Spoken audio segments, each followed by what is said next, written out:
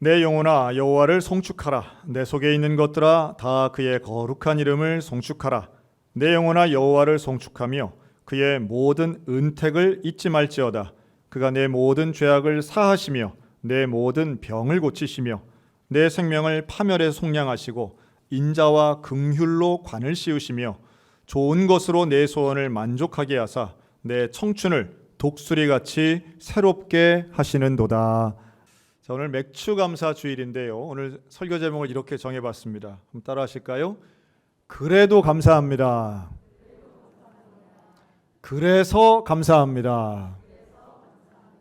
우리 감사하기로 작정하고 감사를 선포하는 우리 모두 위에 하나님의 은혜가 임하시기를 축복합니다.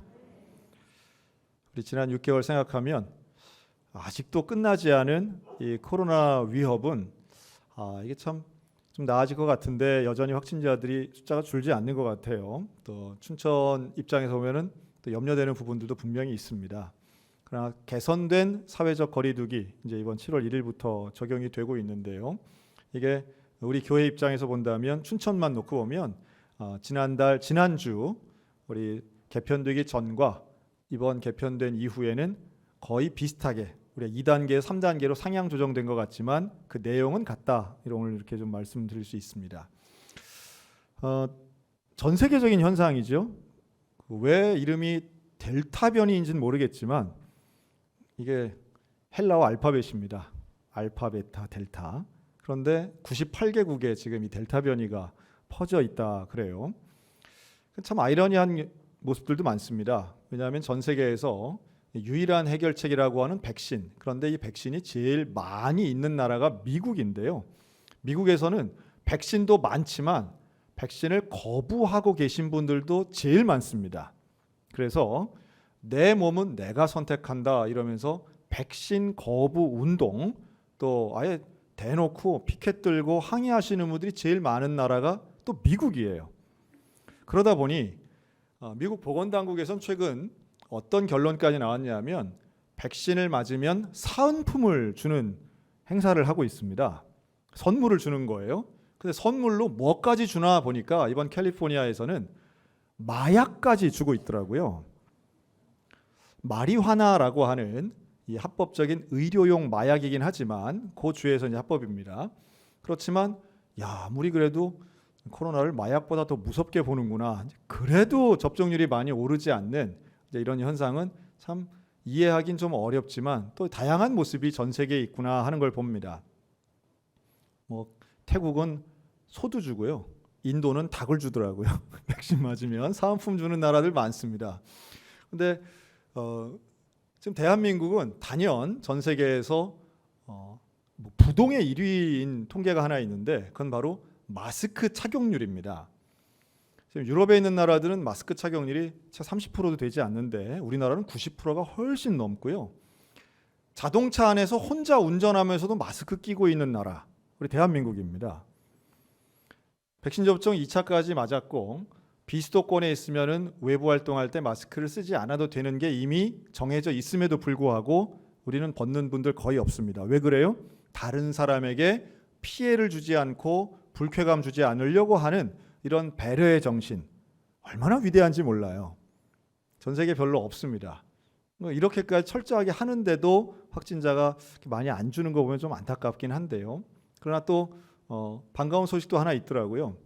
그 유엔에 있는 세계 무역 협의회라고 있습니다. 웅크타드라고 하는데 유엔 안에 있는 기구인데요. 여기에서 세계에 있는 여러 나라들을 분류할 때 우리가 지금까지는 개발도상국으로 분류가 돼 있었습니다. 소위 말하는 개도국이라는 거죠. 그런데 지난 주간에 이 웅크타드에서 우리 대한민국을 개도국에서 선진국으로 옮겼습니다. 이미 우리나라는 2019년에 그 개도국의 지위를 포기한다 하는 선언을 한 적도 있는데 이제는 전 세계에서 이게 받아들여진 거예요. 무슨 의미냐 하면 이제는 도움을 받는 나라가 아니라 진짜 도움을 줄 만한 나라가 됐다는 것인데 근데 재밌는 거는요. 유엔 창설 이래 이렇게 개발도상국에서 선진국으로 간 나라가 대한민국이 유일한 겁니다. 첫 번째 사례입니다. 국민소득 100위권 밖에 있던 나라가 10위권으로 들어온 거는 대한민국밖에 없는 거예요. 정말 자부심을 가져야 되는 진짜 기적 같은 일을 우리 대한민국이 이루어낸 거죠. 물론 경제 분야에서 그렇고요. 나머지도 마찬가지입니다. 선진국이라는 건 단지 돈만 많다고 되는 건 아니니까요. 그럼에도 불구하고 우리의 현재 문제들은 여전히 우리의 마음을 좀 답답하게 하죠. 왜냐하면 갈수록 빈부격차가 심해지고 소득의 격차가 아니라 재산의 격차가 갈수록 어디에 사느냐에 따라 재산의 격차가 너무 크게 벌어지고 있는 건 이전에 볼 수 없었던 일입니다. 이렇게 얘기하면 무슨 말인가 하지만 집값 오르는 거 얘기하는 겁니다. 서울에 아파트 하나 있는 거는 우리가 아무리 열심히 일해도 따라갈 수 없는 재산의 격차를 분명히 일으키고 있는 거죠. 자고 일어나면 매주 집값이 오르는 그 지역 분들은 뭐 좋을지 모르겠지만 지방에 계신 분들에게는 상대적인 박탈감을 주는 것도 사실입니다. 또 갈수록 실업률이 높아지고 지금 뭐 계란 파동이라고 말할 정도로 축산물 가격이 계속 오르고 있죠. 그래서 미래를 생각하면 아무리 우리가 선진국이 된 거는 물론 참 기분 좋은 일이지만 현실에 있어서는 답답하고 앞으로도 쉽지 않겠다. 대통령 되실 만한 분들이 저렇게 많다 하니까 좀 든든하기도 하지만 누가 되든 이 문제를 해결할 수 있겠나 하는 안타까움도 있는 게 사실입니다. 여러분, 그런데 우리 어떻게 해야 될까요? 그럼에도 불구하고 그래도 감사해야 된다라고 하는 건 어찌 보면 우리 기독교인들에겐 너무도 당연한 이야기일 텐데요. 이렇게 감사를 할 만한 조건, 또 감사하지 못할 조건 많이 있지만 우리가 선택해야 되는 건 당연히 감사입니다. 저는 오늘 키워드 두 가지를 좀 말씀드리고 싶습니다. 하나는 기억입니다. 기억하는 거예요. 잊지 않는 거예요. 무엇인가 떠올려야 됩니다. 그런데 그 기억은 바로 우리를 감사하게 만들고요. 두 번째 키워드는 해석입니다. 그 기억된 것을 어떻게 해석할 것인가? 실제로 존재하는 것을 우리는 어떤 해석을 통해서 감사할 것인가?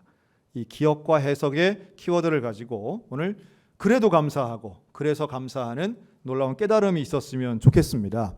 먼저 2절에 이렇게 말씀하죠. 그의 은혜를 잊지 말아라. 우리가 기억해야 되는 건 당연히 하나님의 은혜입니다. 근데 하나님의 은혜를 기억한다는 건 우리한테 너무너무 중요한 부분이에요.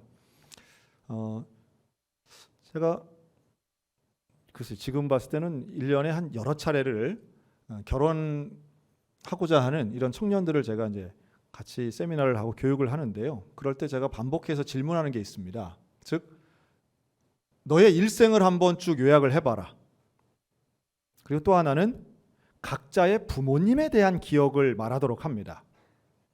그런데 지금까지 예외가 없었던 것은 누구나 부모님에 대한 기억의 부분입니다. 가정마다 상황이 다 달라요. 어떤 가정은 철마다 여행 가고 식사하는 게 일상이고 함께 대화하고 카톡방에 맨날 이만큼씩 막 대화가 올라가고 사진을 별것도 아닌 걸 찍고 거기에 그냥 온갖 반응을 보이는 집안이 있고요. 30년 살아오면서 단 한 번도 가족여행 가보지 못한 그런 집들도 수두룩합니다. 가족 사진이 없어요. 그 흔한 휴대폰으로 찍은 그 흔들리는 가족 사진 하나도 제대로 없는 집들이 참 많습니다. 그리고 여전히 21세기를 살아가는데도 아버지한테 폭언 듣고 무슨 술 마시고 때려 부수는 집들 여전히 있습니다. 자, 그런데 이런저런 상황과 조건은 다 다르지만 자녀들, 성장한 자녀들이 말하는 나의 아버지, 나의 어머니에 대한 좋은 기억의 조각은 누구나 있더라는 거예요. 너무 신기해요. 객관적으로 보면 참 부족한 엄마고 형편없는 아버지 같은데 이 자녀들의 말은 그게 아니에요. 그때 내가 참 어린 시절이었는데 우리 아버지가 나를 꽉 끌어안아 줄 때 난 정말 행복했습니다. 우리 아버지가 나를 사랑하는구나 이게 느껴졌다는 거예요. 여러분, 애가 어릴 땐 다 안아줘요. 그거 안 안아주는 아버지가 어디 있겠어요. 욕을 하면서도 안아주고 술에 취해서도 안아줍니다. 그런데 자녀 입장에서는 그것이 잊고 싶지 않은 기억이라는 게 중요해요. 왜 그럴까요? 왜 그게 그렇게 기억에 남고 그것이 가슴에 코드처럼 박혀 있을까요? 다름 아닌 아버지의 사랑, 어머니의 사랑이 필요하기 때문인 거예요. 여러분, 기억을 무시하지 마시기 바랍니다. 잊지 않는 건 참 중요해요. 그리고 그 기억은 지금을 살아가는 우리에게 감사와 다른 능력이 되고요. 객관적 조건보다 더 중요한 건 내가 기억하고 있는 사실입니다. 하물며 그런데 하나님의 은혜를 기억한다는 것은 지금의 우리의 삶뿐만 아니라 앞으로의 우리의 인생에서도 너무너무 중요한 부분이에요. 여러분, 하나님의 은혜를 잊지 않는 믿음의 성도들 되시기를 주님의 이름으로 축복합니다. 저는 이번 6개월 우리 소양교회가 걸어온 길 한번 잘 이렇게 기억을 해봤습니다. 뭐 이렇게 짧은 기간이었지만 그래도 최선을 다했던 6개월인 것 같아요. 우리가 오후 예배 안 드린 지가 한참 됐는데, 그런데 감사하게도 올해 들어서 주일 저녁 예배를 다시 시작했습니다.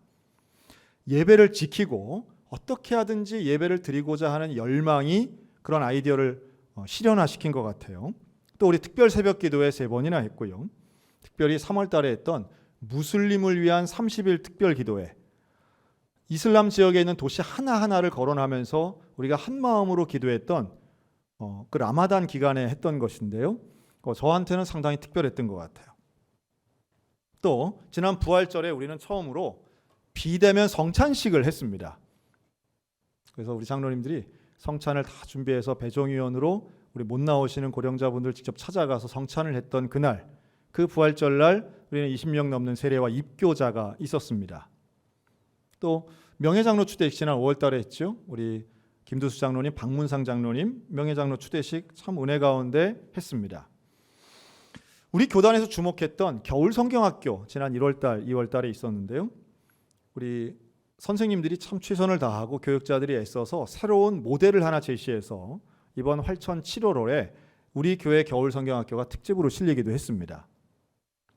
그러면서 지난 2월 달엔 온라인 성경 공부했었죠. 구약, 신약, 기도, 유대인의 생활, 이렇게 4가지 강좌를 가지고 2달 이상 했던 이 온라인 성경 공부를 120명이 수료했습니다.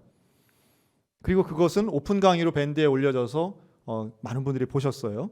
그러니까 새로운 시도, 그냥 가만히 있는 게 아니라 우리가 뭐라도 해야 되겠다라고 하는 발로에서 시작한 온라인 사역이 제법 열매를 맺었다고 자평하고 있습니다. 또 다음 세대를 위해서 우리가 했던 올해 처음 시작한 것 중에 하나가 그 아기가 오면 우리가 금반지 선물했는데요. 오히려 다른 교회가 더 관심을 보이더라고요. 그 얼마냐고, 가격이. 다 우리 금반지 얘기하면 다 돈 얼마냐. 그래서 아기 낳아서 오시면 제가 드리면 확인해 보시면 된다고 그랬던 기억이 납니다. 우리가 여러 해 했지만 성경 통신학교 지금도 진행하고 있습니다. 또 지난 4월 살금살금 프로젝트 아마 기억하실 거예요. 우리가 사람을 살리는 금식, 지구를 살리는 금식기도. 그래서 우리가 살금살금 프로젝트를 통해 실제로 라오스와 북한 어린이 글로벌 비전과 함께 도왔고요. 또 지구를 살리는 운동으로 우리 스마트폰 모아서 필리핀에 직접 보내기도 했습니다. 그리고 이런 선교의 열정이 우리 백영모 선교사님 지난달에 오셔서 선교 보고해서 우리가 기도하니까 이런 회복의 역사가 일어나는구나 하는 것을 직접 보기도 했습니다. 목소리 성경 만든 것도 너무 감사해요. 성경 전체를 우리 성도들이 한 목소리로 낭독했는데 이게 지금 매일마다 한 권씩 우리 밴드에 올라가고 있습니다. 바로 엊그저께도 저는 매일마다 그거 듣고 있는데요. 이번에 김사면 권사님 엊그제 낭독하신 거 여러분 혹시 들으셨는지 모르겠어요. 90 넘은 우리 권사님이 이렇게 또박또박 잘 읽으시는 게 참 놀라웠고, 뭐라고 논리적으로 설명하기는 어려운데 우리 명예 권사님들의 낭독은 성경을 듣는데 뭔지 이게 감동이 있더라고요. 그렇게 합니다. 자, 이렇게 보니까 한 3분의 1은 지금 무슨 얘기인가 이렇게 보시는 분들이 있는데 난 한 번도 안 들었는데 이런 분들이 계시는데 밴드에서 한번 들어보시기 바랍니다. 그냥 뭐 매일 올리니까 일상으로 올리니까 그냥 뭐 사진이나 올라가야 조금 더 많이 보고 하는데 제가 이것도 가끔 올려야 좀 주목도가 높아질까 고민은 있지만 매일마다 열심히 하다 보면 하여튼 보시는 분들은 보신다 생각이 들어요. 히스토리룸 만들어서 거기에 지금 한 분 한 분의 기록을 아카이빙하고 있습니다. 어떤 그런 기록물들을 저장하고 이것을 나중에 볼 수 있도록 하게 되면 최소한 우리 이번에 참가하신 명예권사님들의 장례식이 훨씬 더 감동스럽게 준비할 수 있겠다 하는 생각을 하고 있습니다. 그런 가운데 우리 또 기쁜 소식도 있죠. 우리 김태환 이영렬 목사님 지난 4월달 목사 안수 받고 이철주 목사님 또 담임으로 취임했던 것은 우리 소양교회가 사역자들을 키워내는 교회로서 역할을 감당하고 있다고 보여집니다. 반면 또한 1월 달에는 우리 양순희 권사님 하나님 부름받아 갑자기 이렇게 돌아가신 일들은 우리 마음에 좀 많이 아프고요. 또 지금 수개월째 못 나오시는 우리 명예 권사님들은 양순희 권사님 돌아가신지도 모르시는 분들도 계시더라고요. 좀 안타깝고 뭐 장례를 저희가 적극적으로 광고하지 않아서 그렇기도 하지만 우리가 서로 간에 어떤 친교의 부분은 좀 부족했다는 생각이 들어요. 그러나 예배, 교육, 선교, 봉사 우리가 최선을 다했던 지난 6개월 동안 하나님 주신 그 범주 안에서 어떻게든 사명을 이루려고 애썼던 것 하나님도 아시고 우리에게도 또한 기억되는 감사한 일들입니다. 한번 제가 말씀드렸지만 지난 한 3개월 전에 우리 권사님 한 분이 저를 찾아오셨어요. 찾아오셔서 쌀을 사오신 거죠. 쌀 5포대를 사오셔가지고 목사님께 이걸 드리고 싶다는 거예요. 왜요? 그랬더니 이 권사님 40년 전에 너무 가난했는데 그때 목사님으로부터 그때 이기성 목사님으로부터 이 쌀을 한 포대 받아서 그거를 먹었는데 그게 기억이 나신 거예요. 그러면서 이걸 어떻게든 갚고 싶은데 그때 그 목사님은 안 계시지만 목사님께라도 드리고 싶다고. 그래서 제가 그 포대를 이걸 어떻게 해야 되나. 그래서 작은 교회 목사님들 한 명 한 명 제가 좀 모셔서 식사도 하고 그 쌀을 드리면서 어쨌든 이건 목회자 드리라고 제가 받아서 이렇게 나눠 드린 것도 있었습니다. 생각해 보니까 우리 권사님이 그런 기억이 40년 전 기억이라도 하나님의 은혜, 교회를 통해 받은 은혜 기억나게 하신 게 얼마나 놀라운 일인가. 여러분 여전히 마찬가지입니다. 하나님의 은혜를 그 은택을 잊지 않는 건 우리가 감사하며 살아가는 인생의 첫 출발점이고요. 그리고 무엇을 기억하느냐가 그 사람의 믿음의 수준이라고 저는 봅니다. 그런데 우리가 정말 잊지 말아야 하는 것이 있습니다. 하나님의 은혜 중에 절대로 잊지 말아야 하는 것, 그것은 바로 나의 죄를 사해 주시고 나를 구원해 주신 은혜인 줄로 믿습니다. 여러분 구원의 은혜는 다른 어떤 조건을 덮어버리는 은혜예요. 이거 손해 본 거 이만큼, 받은 거 이만큼 플러스 마이너스 하니까 그래도 이만큼 남았네. 그래서 감사하는 게 아니고 구원의 은혜라고 하는 건 지금 내가 처해 있는 상황이나 조건과 상관없이 평생을 감사할 수 있는 것이고 무조건 감사할 수 있는 하나님의 무한하신 은혜가 구원의 은혜인 것이죠. 근데 안타깝게도 이걸 깜빡깜빡 할 때가 있어요. 고난이 몰려오고 문제가 밀려올 때는 그 구원의 감격의 은혜를 깜빡하고 잊어먹어서 나도 모르게 불평할 때가 있는 거죠. 여러분 구원의 은혜를 기억하셨으면 좋겠습니다. 모든 죄악을 사하시는 그 하나님의 은혜, 십자가를 통해 우리를 구원해 주신 그 하나님의 은혜, 여러분 그것만 기억하면 어떤 상황에서도 그래도 감사할 수 있는 은혜의 주인공 될 수 있는 줄로 믿습니다. 그러니까 기억하는 거고요. 두 번째는 해석하는 겁니다. 그러니까 이런 일들에 대해 어떤 사건이나 또 우리가 경험하고 있는 일들에 대해서 믿음의 눈, 또 감사의 시각으로 해석하는 게 참 중요한데요. 좋은 예화가 하나 있어요. 우리 잘 아는 예화입니다. 우리 한국 강단에서 너무 많이 선포됐던 알려진 예화이긴 한데요. 일본에 가면 일본 그 열도의 북쪽 지역을 아오모리현이라고 하는데요. 이 아오모리현에 거기서 유명한 거는 사과 농사입니다. 그 전체 일본의 51% 정도가 거기서 사과가 재배된다고 하는데, 근데 여기에 1991년 딱 30년 전이죠. 그때 태풍이 온 거예요. 그래서 막 다 열린 사과의 90%가 나무에서 떨어져 버려서 상품성을 잃게 됩니다. 그래서 많은 농민들이 시리에 빠지죠. 이거 망했다. 이거 망했다. 그런데 그때 한 농부가 그런 제안을 하는 거예요. 다 떨어지지 않았습니다. 10%가 매달려 있습니다. 우리 저거를 갖다 팝시다. 근데 그 달려있는 10%는 달려있긴 했는데 그것도 상처가 나고 긁히기도 해서 상품성은 예년만 못한 거예요. 저건 팔아도 팔리지도 않을 거고 사람들이 부정적으로 얘기하는 거예요. 야, 10% 팔아봐야 남는 게 뭐가 있겠냐. 이제 이런 식입니다. 근데 바로 이 사과가 그 유명한 떨어지지 않은 사과가 되는 거예요. 붙어 있는 사과. 떨어지지 않는 사과, 붙는 사과. 그래서 이 사과가 무슨 상징이 됐냐 하면 대학에 붙는 상징, 취직에 붙는 상징, 낙방이 없고 붙는 것 상징이 된 거예요. 그리고 여기 도장까지 낮게 포장을 도장까지 찍었다 그러죠. 합격 사과. 뭐 이렇게만 얘기하면 아이디어 하나로 대박 났나 하지만 이게 이제 지역 방송국에서 나오고요. 그 눈물 흘리는 농민의 눈물과 다시 시작하려고 하는 막 일본 분들 뭐 다시 아리가다 마르마 뭐 이런 거 있잖아요. 그래서 뭐 이러면서 그런 게 스토리가 다큐멘터리 형식으로 전국에 방영되면서 이게 뜬 거죠.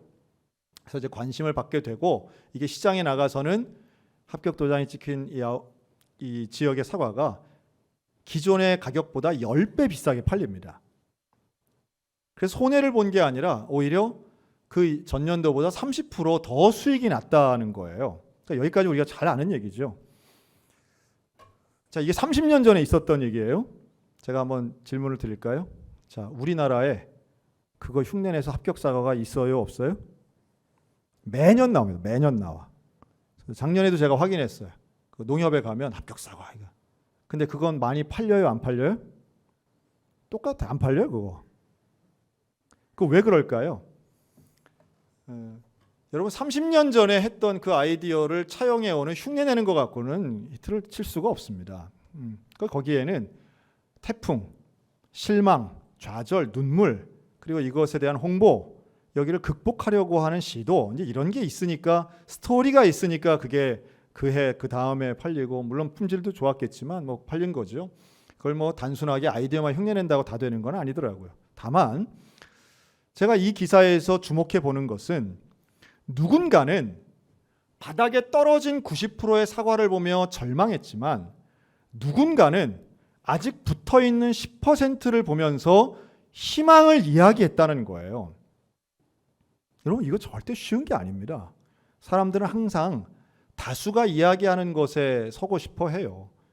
야, 그 매달린 거 그거 해서 뭐하냐? 불평하고 불만하는 건 너무 쉬워요. 희망을 이야기하는 건 생각보다 쉽지 않아요. 그게 남의 문제 같으면 가능하지만 이게 내 문제 혹은 우리의 문제 속에서 희망을 이야기할 때는 무책임해 보일 십상이기 때문입니다. 그러나 누군가는 그 역할을 해야 되는 거죠. 너무 들어서 사실은 식상한 이야기 하나 있습니다. 위기는 곧 기회다. 그래서 제가 볼 때 위기를 기회로 만드는 사람은 극소수인 것 같아요. 기회를 기회로도 잘 못 만드는데 어떻게 위기를 기회로 만들겠습니까? 맨날 위기만 있는데 기회는 한 번도 안 오는 것 같은 인생들이 얼마나 많아요. 하지만 우리가 기본적으로 가져야 할 중요한 태도가 있고 하나님을 믿는 자답게 살아가는 우리 기독교인들이 가져야 할 중요한 태도는 해석에 있다는 거예요. 하나님은 절대로 우리를 괴롭게 만드는 심술쟁이가 아니라는 거죠. 5절에도 나와요. 우리에게 좋은 것 주시는 하나님. 하나님은 우리를 복된 존재로 복으로 만드신 하나님이신데 내 스스로가 여기에 대해 저주하고 원망해서 복이 아닌 화의 주인공으로 스스로 만드는 어리석은 일은 하지 말자는 거예요. 그 미국의 유명한 앵커가 뉴스 클로징 때 했다는 이야기가 있어요. 뭐라 하냐면 하나님은 때때로 배고픈 사람에게 벽돌 주실 때가 있답니다. 배가 너무 고픈데 빵이 아니라 벽돌을 주신대요. 그럼 대부분의 사람은 배고픈데 뭔 이런 벽돌 이거 뭐 필요도 없는 걸 이런 걸 왜 주냐 그러면서 그 돌을 걷어차다가 발가락이 부러진대요. 그런데 어떤 사람은 그 벽돌을 가지고 집을 만들고 건물을 세워서 결국은 빵을 얻어내는 사람이 있다는 거예요. 그러니까 해석이 중요한 거예요. 상황은 누구에게나 그렇게 유리한 상황만 있는 사람은 별로 없습니다. 암만 금수저 아니라 뭐 황금수저 아니라 초황금수저의 사람도 물어보세요. 자기 인생 그렇게 쉽다는 사람은 없어요. 하지만 어떤 인생이든지 내게 주어져 있는 환경에 대해 해석할 수는 있다는 거죠. 그리고 그 해석에 우리는 하나님의 의도와 하나님을 믿는 믿음을 가지고 해석할 때에 좋은 것으로 소원을 만족하게 하시는 하나님이라고 하는 그 믿음의 프레임, 믿음의 포커스를 가지고 해석할 때에 우리의 삶에는 분명한 변화와 하나님이 동행하시는 좋은 것으로 채워주시는 하나님의 은혜가 있게 될 줄로 믿습니다. 라틴어에 그라투스라는 단어가 있는데요. 이 그라투스에서 세 가지 단어가 나왔답니다. 하나는 기쁨, 또 하나는 은혜, 그레이스죠. 그 다음에 만족. 이 세 가지 단어가 영어로 하려니까 복잡해서 그냥 이렇게 합니다. 1부, 2부 때 보니까 영어 얘기하면 기분 나빠하시더라고요. 근데 분명한 건 감사와 기쁨과 만족이, 감사와 기쁨과 은혜가 같은 어원이라는 거예요. 그러니까 즉 감사하며 사는 사람은요, 하나님의 은혜를 기억하는 사람이고 그 하나님의 은혜를 기쁨과 만족으로 해석하는 사람이라는 거예요. 은혜가 기쁨이 되면 감사가 나오는 거예요. 감사는 억지로 한다기보다 깨달으니까 감사하는 거예요. 없는 것을 가지고는 한숨 쉴 수 있지만 내게 잃어버리지 않은 것으로도 감사할 수 있는 거예요. 이런 위대한 발견들이 우리의 인생 가운데 좀 많았으면 좋겠습니다. 저는 이 감사는 어떤 면에서는 능력이라고도 봅니다. 해석하는 게 능력인 것처럼 감사하는 것도 일종의 능력이에요. 왜? 어떤 능력이냐? 아주 중요한 능력 하나가 있는데 이렇게 한번 말씀드리고 싶어요. 따라할까요? 감사는 복을 머무르게 합니다. 여러분, 감사하는 사람은 좋은 것, 복, 하나님이 주시는 좋은 것이 좀 더 머무를 수 있도록 하는 능력이 감사에 있다. 저렇게 보여져요. 그러니까 우리 사람으로 예를 들면 아주 쉬워요. 여러분, 어떤 사람과 더 오래 같이 있고 싶습니까? 1번, 입만 열면 불평하고 부정적인 말하고 짜증내는 사람. 2번, 말을 해도 감사하게 이야기하고 기쁨과 만족을 가지고 이야기하는 사람. 누구랑 같이 더 함께 하고 싶어요? 당연히 2번입니다. 어떤 분은 그냥 이 땅에 태어난 목적이 짜증을 내기 위해서 태어나신 것 같은 분들이 있어요. 에어컨을 키면 춥다고 짜증내, 끄면 꿉꿉하다고 화내, 음식을 먹으면 배부르다고 짜증내, 짜다고 짜증, 싱겁다고 불평, 그냥 TV를 보면은 정치가 나오면 나쁜 놈들이라고 욕하다가 예능을 하면 저것들은 맨날 키키덕거리냐고 불평, 그냥 만사가 짜증이고 모든 게 불평인 분들이 있어요. 그러면서 꼭 달죠. 나니까 이런 얘기 한다고. 여러분, 그런 사명은 그냥 포기하시는 게 좋습니다. 다만 이제 우리 교회는 그런 분이 한 명도 없어. 너무 신기한 것 같아. 우리 교회는 한 명도 없어. 암만 찾아봐도 그런 분은 없는 것 같아요. 근데 어떤 분은요, 정말 입으려면 너무너무 감사와 제가 객관적으로 봐도 이런 상황은 감사하기가 참 어렵다 생각이 드는데도 그런데도 감사합니다 하시는 분들이 계세요. 대표적으로 우리 교회 권사님들. 그냥 감사가 이렇게 입에 달려 있어요. 와, 그러면 그런 분들하고 같이 있고 싶어요. 같이 하고 싶어요. 더 이야기하고 싶고, 이런 분들은 와, 감사하고 기쁘고, 이런 분들 하나님은 그래도 감사하죠. 너무 고맙죠. 하나님의 은혜죠. 여러분, 이렇게 해석하고 표현하시는 분들은 사람이 있을 수밖에 없어요. 그러니까 왜 저 사람 주변에 사람이 많고 왜 나한테는 연락하는 사람이 하나도 없나 하면은 그 원인을 잘 따져보시면 답이 금방 나오리라고 봅니다. 참고로 우리 교회는 그런 분이 없다. 다시 한번 말씀드려요. 감사가 능력인 거예요. 감사는 복을 머무르게 하고 좋은 것이 머무르게 합니다. 그리고 그 머문 감사가, 머문 복이 나를 통하여 흘러갈 때에, 가정으로 흘러가면 우리 가족이 행복해지는 거고요. 이웃으로 흘러가면 그것이 하나님의 복을 흘러가도록 만드는 거예요. 그래서 하나님은 아브라함에게 너는 복이 될지라 라고 말씀하는 거죠. 복의 근원은 다른 것 아닙니다. 하나님이 주신 그 은혜를 기억하고 하나님 앞에 순종하며 모든 것을 믿음으로 해석할 때에 그 인생 감사가 넘치는 인생이 된다라고 하는 거예요. 사랑하는 성도 여러분, 오늘 우리 모두에게 바로 이러한 감사의 기억과 감사의 해석을 통해 그래도 감사하고 그래서 감사합니다 라고 고백하는 믿음의 성도들이 되셨으면 좋겠습니다. 우리 하나님 우리와 함께 하십니다. 현실이 아무리 어렵다 할지라도 그래도 하나님 우리를 사랑하고 계시고 우리와 함께 하십니다. 오늘 맥주절을 맞이해 전반기를 돌아보고 그래도 하나님 감사합니다. 후반기를 바라봅니다. 그런데 우리에게 기억나는 것 있어요? 떠오르는 게 있습니다. 하나님이 나와 함께 하셨구나. 나를 구원하셨구나. 그래서 감사합니다. 앞으로 나와 함께 하실 그 하나님, 그 주의 손 놓지 말고 온전히 붙잡으며 하나님과 함께 감사의 능력으로 복을 누리며 살아가는 우리 모두가 다 되시기를 주님의 이름으로 축복합니다.